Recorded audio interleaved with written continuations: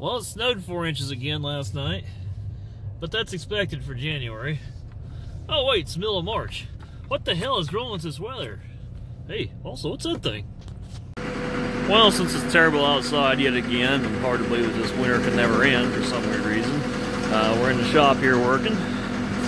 Alrighty, as we listen to the skid loader there in the background warming up, I need to go move some snow and give a hungry horse a new bale. So I'd show you some updates on this 4630 here, and finally got the new John Deere manifold in, which actually fit correctly, and everything's good and lined up nice and straight. And of course your air cleaner mounts and your steering unit here, valve mounts, everything mounts to the elbow. This is kind of a weird, and these air filters are another level.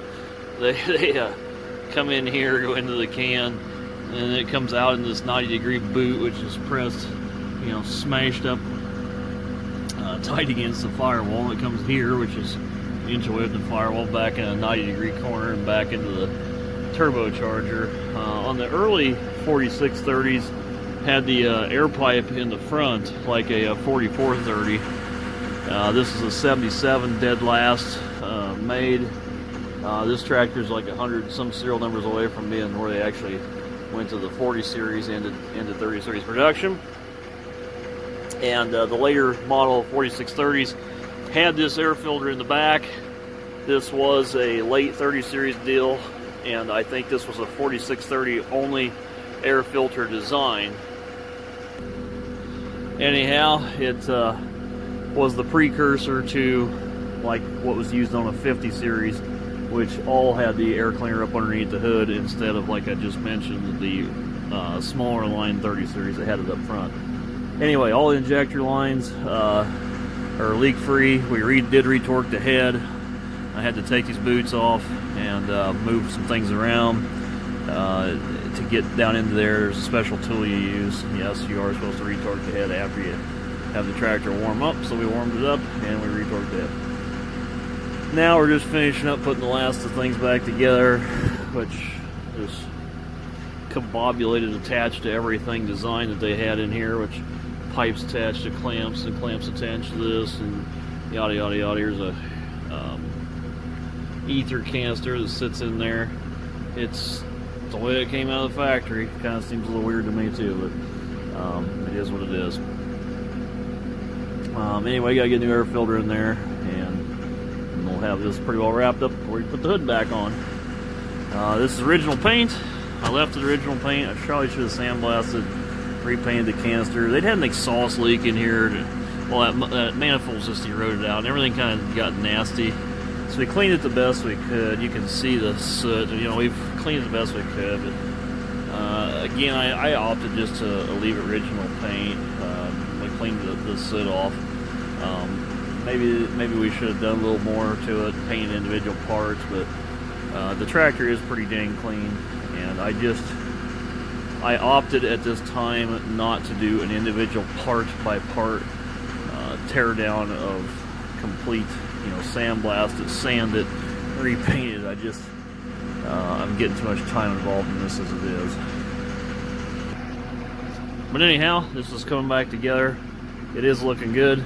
There will be select pieces of this tractor, such as I had mentioned before, the battery box repainted. The left-hand battery box needs to be replaced, and several other things need to be done yet. But it is coming along, and stay tuned for more videos of this 4630 revival.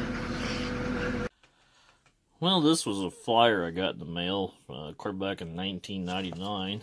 It was 2360 series row crop tractors. This was called the Dress Up a Deer Friend, and what they were doing was hawking products here for the tractors. But you guys are going to see in a upcoming little clip here. Some of these aftermarket kits, such things like this light or this little battery post kit and the steps and other stuff here. It says make a wish and it can come true, and you can see the 4440 that they did inside here.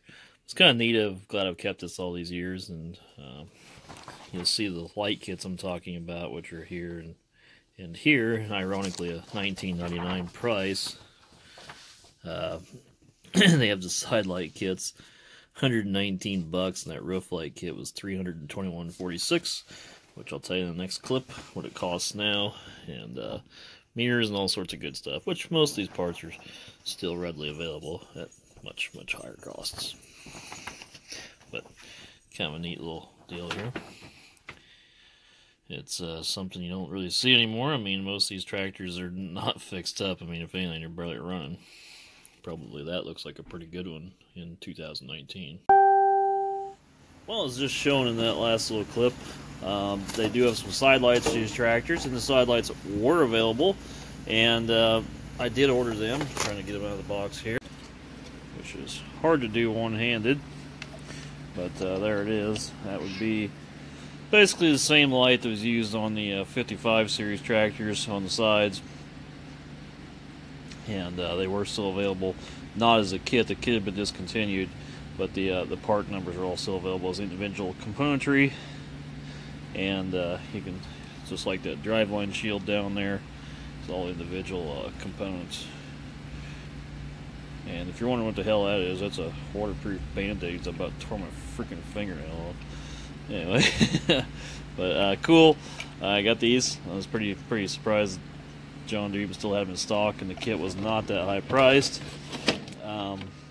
So I ordered that, and that'll get put on here, and one goes underneath the battery box on the other side. And then you have a wiring harness kit that ties it together. And without an instruction manual, I am just gonna have to figure it out.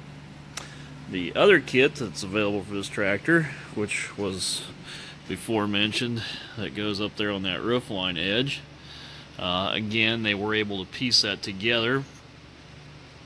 Had them get the pieces together, and it's now $575. So I said, okay, let's just hold off on that for a little while. But anyway, I will be doing that at some point in the future, and I will be putting these kits here on probably today. These cabs did lack space, but for everybody, I did comment about the door seal the other day. It's on there, it looks pretty good. I got it all stuck in the right place, and I got the door adjusted for the most part, and I got to get a thin line of stick-on foam there, but anyway, it is coming together. And that's where that one there goes on the right side of this 4850. You can see the bracket, now it's up there underneath. There's the steps. Anyway, looks pretty good. I'll get that wired up, and you'll have a side light. And it's a factory John Deere kit, so it doesn't look like an aftermarket cobbled pile crap. So, yay, more lights.